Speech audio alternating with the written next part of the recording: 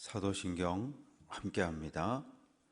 전능하사 천지를 만드신 하나님 아버지를 내가 믿사오며 그 외아들 우리 주 예수 그리스도를 믿사오니 이는 성령으로 잉태하사 동정녀 마리아에게 나시고 본디오 빌라도에게 고난을 받으사 십자가에 못 박혀 죽으시고 장사한 지 사흘 만에 죽은 자 가운데서 다시 살아나시며 하늘에 오르사 전능하신 하나님 우편에 앉아 계시다가 저리로서 산 자와 죽은 자를 심판하러 오시리라.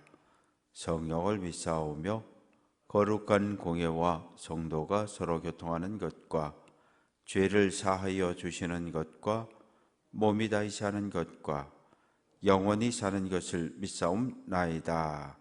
아멘. 찬송 365장입니다.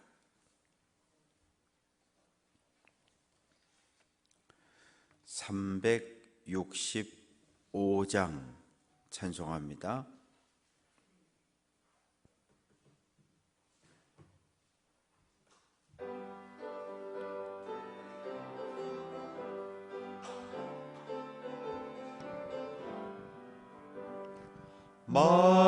마음속에 근심 있는 사람 주 예수 앞에 달려오라. 슬픈 마음 있을 때에라도 주 예수께 아뢰라. 주 예수 앞에 달려오라. 주 우리의 친구니 무엇이나 근심하지 말고 주 예수께 아뢰라. 눈물 나며 깊은 한숨 쉴 때 주 예수 앞에 달려오라. 은밀한 죄 내게 있더라도 주 예수께 아뢰라. 주 예수 앞에 달려오라. 주 우리의 친구니 무엇이나 근심하지 말고 주 예수께 아뢰라. 괴로움과 두려움 있을 때 주 예수 앞에 달려오라. 내일 일을 염려하지 말고 주 예수께 아뢰라. 주 예수 앞에 달려오라.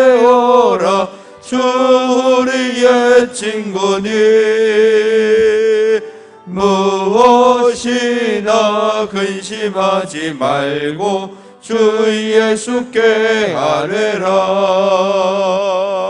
죽음 앞에 겁을 내는 자여 주 예수 앞에 달려오라. 하늘나라 바라보는 자여 주 예수께 아뢰라. 주 예수 앞에 달려오라.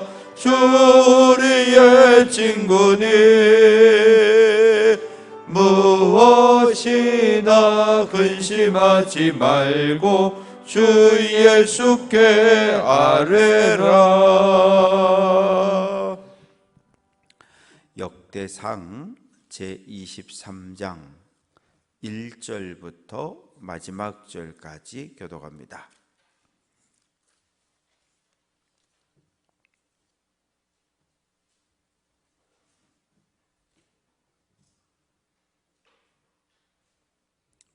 역대상 제23장 1절 제가 읽습니다. 다윗이 나이가 많아 늙음에 아들 솔로몬을 이스라엘 왕으로 삼고 레위 사람은 30세 이상으로 계수하니 모든 남자의 수가 38,000명인데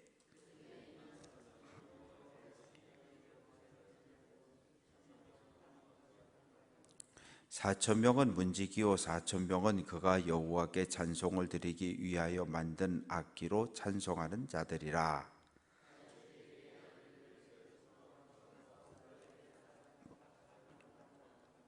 게르손 자손은 나단과 시므이라.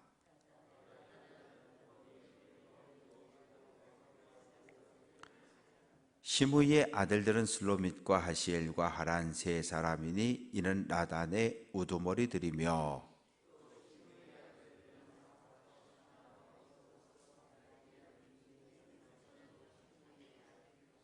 그 우두머리는 야하시오 그 다음은 시사며 여우수와 브리아는 아들이 많지 아니하므로 그들과 한 조상의 가문으로 계수되었더라.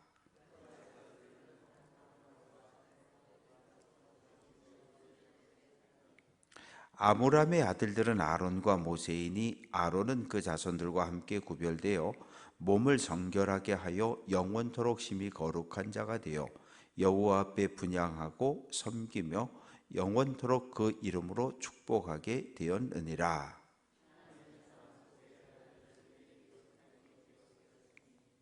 모세의 아들은 게르솜과 엘리에셀이니 엘리에셀의 아들들은 우두머리 르하바라. 엘리에셀에게 이 외에는 다른 아들이 없고 르하바의 아들들은 심이 많았으며 헤브론의 아들들은 우두머리 여리야와 둘째 아마랴와 셋째 야하시엘과 넷째 여가 무함이며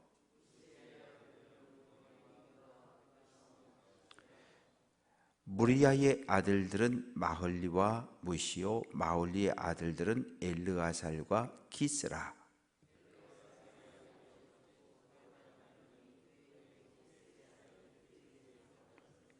무시의 아들들은 마흘리와 에델과 여레못과 세 사람이더라.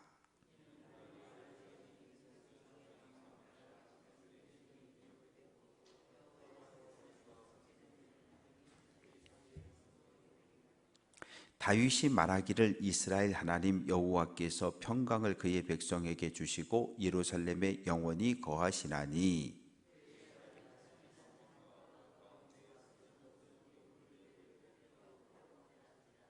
다윗의 유언대로 레위 자손이 20세 이상으로 계수되었으니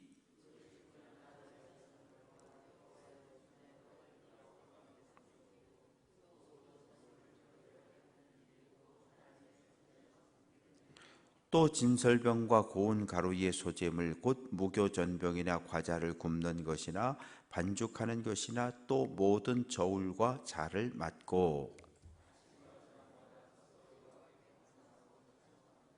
또 안식일과 초하루와 절기의 모든 번제를 여호와께 드리되 그가 명령하신 규례에 정한 수요대로 항상 여호와 앞에 드리며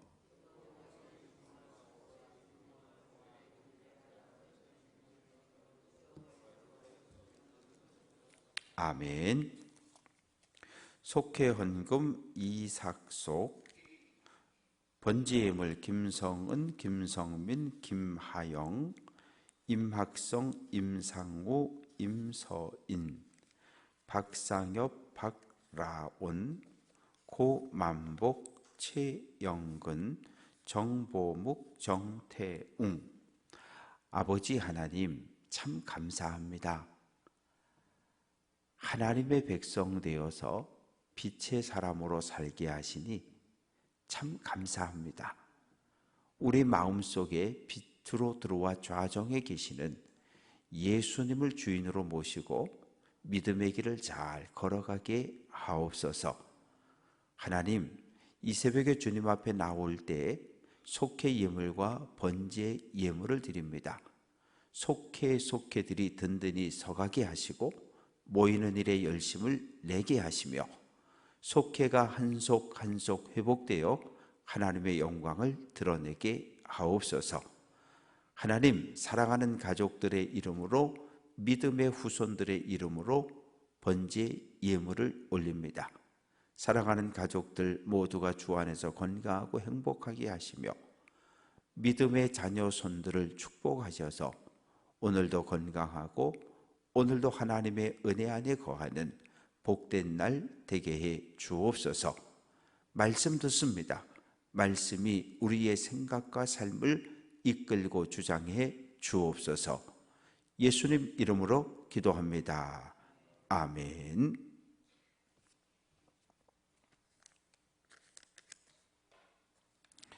이제 다윗이 나이가 들었다는 것은 70세가 가까이 됐다, 그런 이야기입니다. 왜냐하면 다윗이 70세에 하나님의 부름을 받았기 때문입니다. 그래서 아들 솔로몬을 차기 다음 왕으로 세운 후에 2절 말씀 보면 이스라엘 모든 방백과 제사장과 레위 사람들을 모았더라.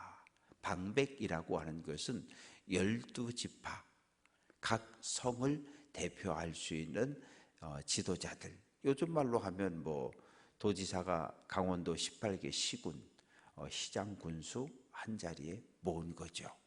그런 의미이고, 제사장과 레위 사람을 모았는데 여기 말씀에 보면 레위 사람은 30세 이상으로 계수했다.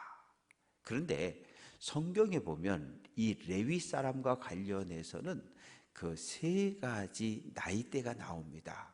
세 가지 나이대가 나오는데 당장 오늘 그 말씀 뒤에 가서 봐도 27절 같은 경우 보면 다윗의 유언대로 레위 자손이 20세 이상으로 계수되었다.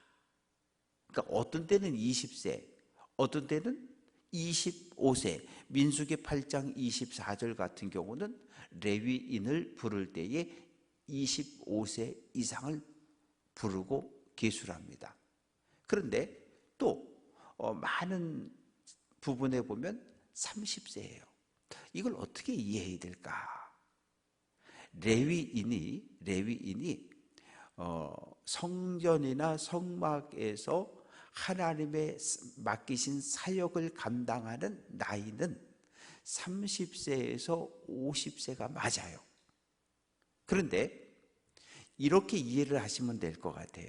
특별한 일이 없을 때, 평화로울 때는 20세의 레위 사람을 불러서, 레위 가정에서 쭉 컸잖아요. 그래서 우리 표현으로 해보면 학교에 가서 이론 공부를 하는 거예요. 율법도 배우고 제사도 배우고 번제가 뭔지 화목제가 뭔지 어떻게 드려야 되는지 이런 것들을 이론으로 쫙 배우고 그 다음에 뭐 해야 돼요? 5년 동안은 실습 기간인 거예요. 실습. 25세부터 30세까지 29세까지 실습하고 그 다음에 이제 30세부터 레위인의 직무를 시작을 한다. 이렇게 이해를 하시면 가장 좋습니다. 그러나 역사 속에서 보면 레위인의 숫자가 급격히 줄어들 때도 있었어요. 그럴 때는 25세 때부터 근무할 수도 있고 20세부터 근무할 수도 있다. 그러나 그냥 우리가 상식적으로 평온할 때 생각하면 20세에 교육받고 25세부터 실습하고 그리고 30세부터 50세까지 레위인의 직무를 감당했다. 이렇게 이해를 하면 되겠습니다. 그래서 오늘 3절은 30세 이상으로 세웠더니 3만 8천 명이었다. 그러면 이 3만 8천 명이 하는 일이 뭐냐? 4절 5절 말씀에 보면 2만 4천 명은 성전의 일을 보살피고, 성전이라고 하는 것은 번제단을 관리하는 것, 제물을 잡는 것부터 시작해 가지고 온갖 이 허드렛 일이 많아요. 레위 사람들이 하는 일들은 모두가 허드렛 일들입니다. 불 피우고 장작 쪼개고 이런 일들 2만 4천 명. 그리고 관원과 재판장인데, 관원이라고 하는 것은 성전 안에서 일어나는 모든 일들을 하나하나 이렇게 기록해 놓는 사람들, 그런 사람들을 가리켜서 관원이다. 행정적인 일. 그래서 다윗 때부터 솔로몬 때까지는 어떻게 보면 성전 건축과 관련된 일을 맡은 사람들. 왜요?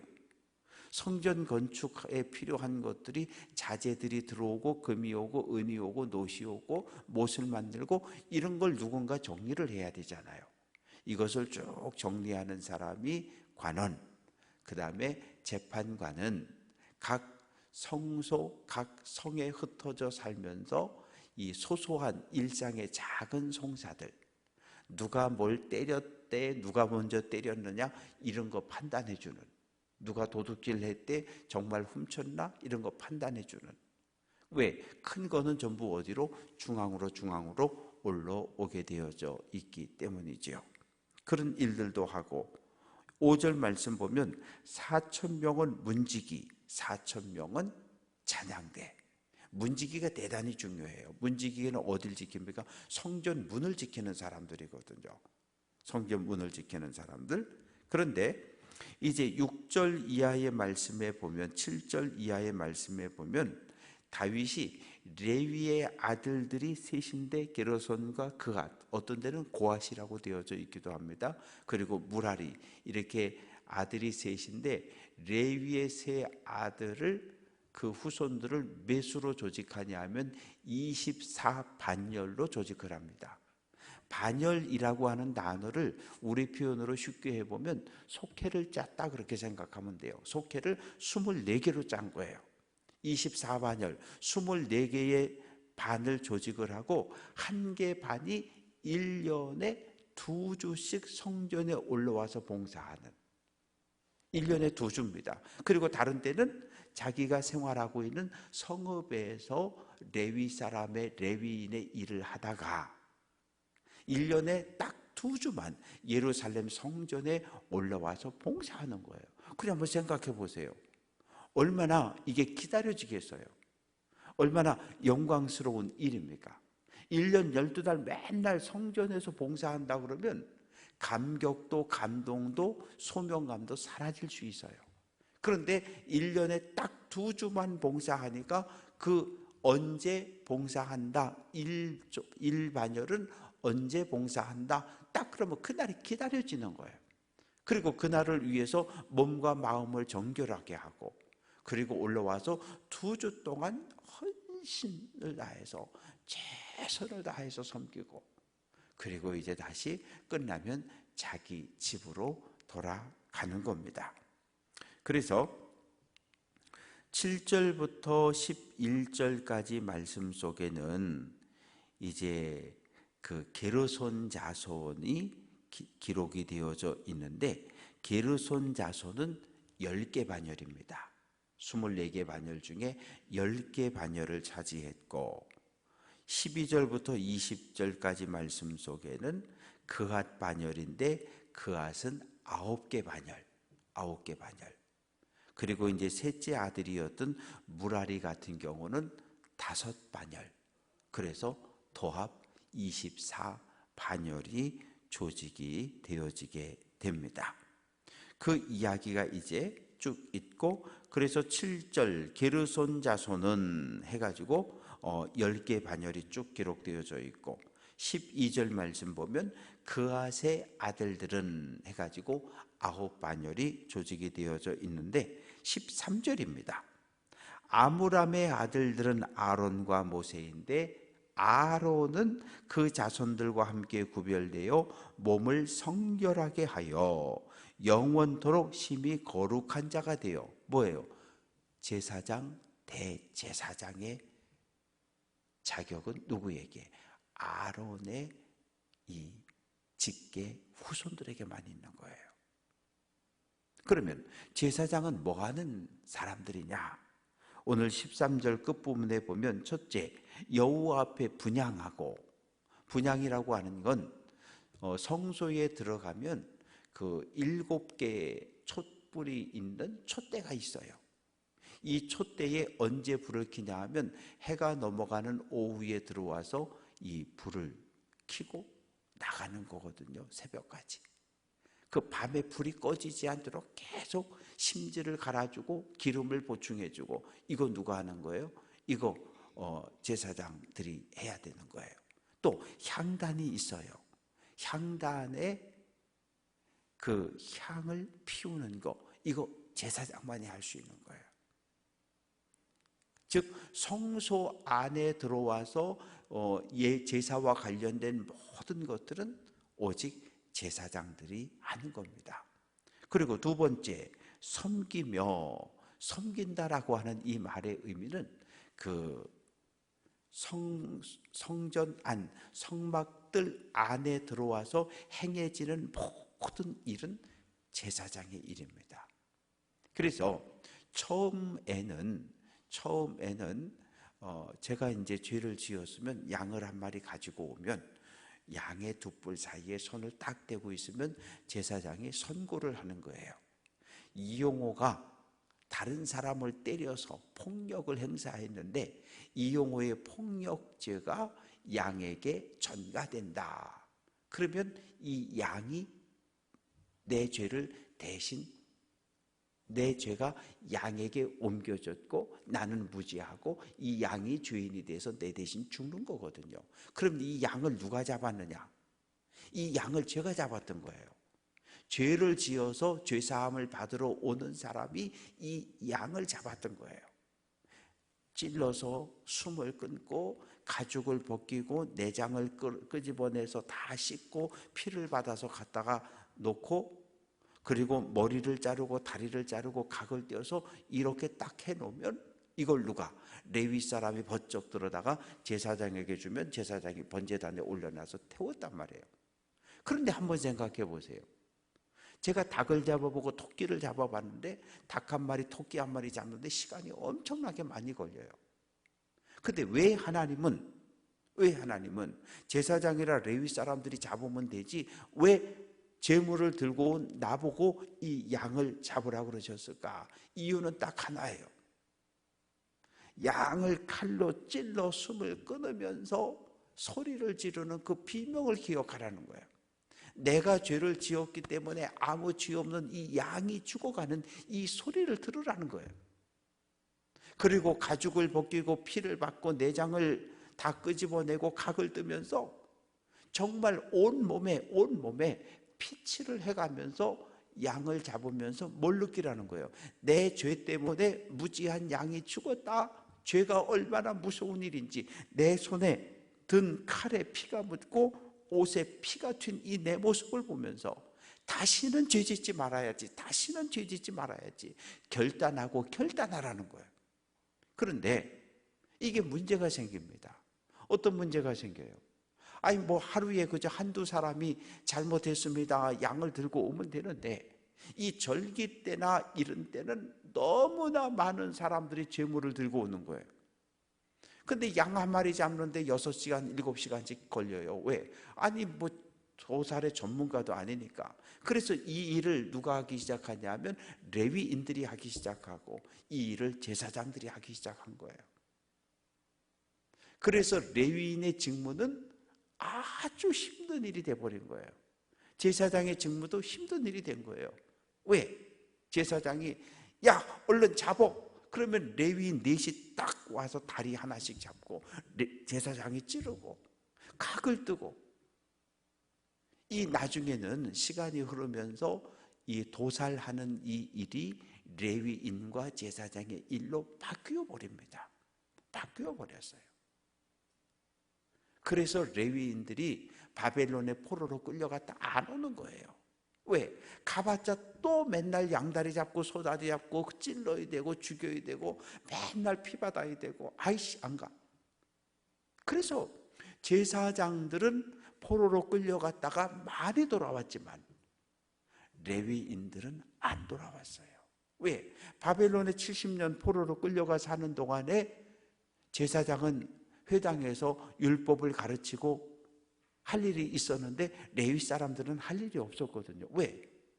아니 뭐 제물을 잡아야 할 일이 있는데, 성전이 있어야 할 일이 있는데, 그래서 돌아오지 않습니다. 세 번째는 영원토록 그 이름으로 축복하게 되었다. 하나님의 이름으로 백성을 축복하는 것. 그러면 정리해 봅시다. 제사장의 직무는 첫째는 분향하는 것, 요즘 표현으로 하면 예배라고 하는 거죠. 그리고 두 번째는 신방하고 기도하고 위로하고 교회 안에 여러 가지 사역들로 섬기는 것, 그리고 세 번째는 하나님의 이름으로 성도들을 향하여 축복하며 기도하는 것. 이게 제사장의 세 가지 직무입니다. 그리고 이제 21절부터 무라리 후손들에 대한 이야기가 기록되어져 있는데 22절 엘르아살이 아들이 없이 죽었다. 딸만 있다. 근데 그 딸들이 누구와 결혼합니까? 사촌인 기스의 아들들과 결혼해서 누구의? 아버지의 이름의 가문을 남겨주는 이야기가 기록이 되어져 있습니다. 그래서 24절 말씀 보면 이는 다 레위 자손이니 20세 이상이다. 20세 이상으로 계수를 했습니다. 그리고 26절 말씀 보면 레위 사람이 25절에 보면 다윗이 이르기를 이스라엘 하나님 여호와께서 평강을 그의 백성에게 주시고 예루살렘에 영원히 거하시나니, 예루살렘에 영원히 거하시나니, 이 단어를 문자적으로 해석하면 문제가 생겨요. 하나님이 예루살렘에 영원히 거하신다는 말의 의미는 하나님이 하나님의 백성과 영원히 함께 있는다는 말이지, 꼭 예루살렘이라고 하는 요 땅에만 계신다, 그런 의미는 아닙니다. 그래서 이제 26절 말씀 보면 광야에서 40년 동안 레위 사람들은 맨날 짐을 지고 다녔어요. 언약궤를 메고 다니고 성막 울타리 뜯어가지고 메고 다니고, 그렇게 맨날 끌고 다니고, 무거우니까 수레에 끌고 다니고 이렇게 다녔는데, 솔로몬이 예루살렘의 성전을 건축하는 그 순간 레위인의 직무가 바뀌어집니다. 왜? 더 이상 언약궤를 들고 어디 갈 일도 없고, 성막을 뜯었다 붙였다 세웠다 뺐다 그럴 이유도 없고, 그래서 시대의 흐름에 따라서 레위인의 직무가 바뀌는데 주로 뭐로 바뀝니까? 제사하는 일과 찬양대 쪽으로 바뀌는 거예요. 문지기 쪽으로 바뀌어지게 되고, 성전 안에서 제사와 관련된 일들이 얼마나 많은지 몰라요. 그냥 우리 옛날 조상 제사 드릴 때 생각해 보면 돼요. 그 그릇들도 얼마나 많습니까? 녹그릇 이거 명절 다가오면 큰 집 가보면 큰어머니 맨날 개울가에 앉아가지고 집 가지고 모래 해가지고 맨날 비누칠 해가지고 그거 맨날 번쩍번쩍 닦고, 이거부터 시작해서 제기 닦고, 큰아버님은 저렇게 탁 목욕 갔다 오셔서 앉아가지고 밤 까고 계시고 향초 개고 계시고, 이 성전 안에서 제사와 관련된 모든 일, 이것들이 다 누구의 일입니까? 레위 사람들의 일이에요. 그러면 오늘 우리를 가리켜서 왕 같은 제사장이라고 표현하잖아요. 왕 같은 제사장이라고 하는 표현의 정확한 번역은 왕을 위한 제사장입니다. 왕은 누구예요? 하나님이에요. 하나님을 섬기는 제사장으로 우리 모두가 부름을 받았다는 거예요. 그것이 우리의 신분입니다. 왕이신 하나님을 섬기는 제사장, 그것이 우리의 변화되어진 신분입니다. 말씀을 정리합니다. 다윗은 70세에 하나님의 부름을 받는데, 다윗은 하나님의 부름에 대해서 감사하고 있어요. 살 만큼 살았다. 하나님의 은혜로 지금까지 살아왔다. 10대 후반에 전쟁터 가서 골리앗 죽인 것부터 시작해서 일평생 손에 칼을 들고 전쟁터를 누볐지만 나라의 기틀을 든든히 세웠으니 할 만큼 했다. 하나님의 은혜 가운데 살았다고 감사하고 있습니다. 그리고 이제 죽은 이후에 하나님께 드려지는 이 제사를 위해서 레위인과 제사장들 모두를 24반열로 조직해서 아들 솔로몬이 성전을 건축하면 하나님을 온전히 섬기는 나라가 가나안 땅에 세워질 수 있도록 마지막까지 최선을 다한 왕이 바로 다윗입니다. 우리도 그런 삶을 살아야 돼요. 하나님이 부르실 때, 예수님 마지막 임종하실 때 다 이루었다라고 외치셨는데, 우리도 하나님께서 부르실 때 이용호 예 하나님 너 와야지 아멘 다 이루었습니다. 웃으면서 이 세상을 떠날 수 있도록 오늘 한 날도 우리에게 주어진 믿음의 길을 기쁨으로 성실함으로 잘 걸어갈 수 있는 귀한 성도들 될 수 있기를 주님의 이름으로 축원합니다. 기도합니다. 참 좋으신 하나님 감사합니다. 이 아침 다윗의 사역에 대해서 말씀을 전했습니다. 다윗은 일평생 전쟁터를 누비며 살았고 손에 피를 묻히고 살았기 때문에 하나님 성전을 건축하기 원했으나 하나님께서 허락하지 않았습니다. 그러나 아들 솔로몬을 위해서 성전 건축 준비를 끝냈고 또한 성전에서 섬길 제사장과 레위인의 모든 조직을 완비합니다. 하나님, 오늘 이 시대 우리가 해야 할 일들을 기쁨으로 감당할 수 있는 왕이신 하나님을 섬기는 제사장이 될 수 있도록 은혜를 더하여 주옵소서. 내가 구원받은 하나님의 백성인 것을, 빛의 자녀인 것을 늘 기억하고 하나님의 말씀 붙잡고 믿음의 길을 잘 걸어가게 하옵소서. 하나님, 속회를 위해서 기도합니다. 속회의 회복이 교회의 회복인 것을 기억하게 도와주시고 속회들이 하나둘 회복되고 모여질 수 있도록 은혜를 더하여 주옵소서. 오늘도 교회 안에 크고 작은 공사가 진행됩니다. 안전하게 사고 없이 진행될 수 있도록 인도하여 주옵소서.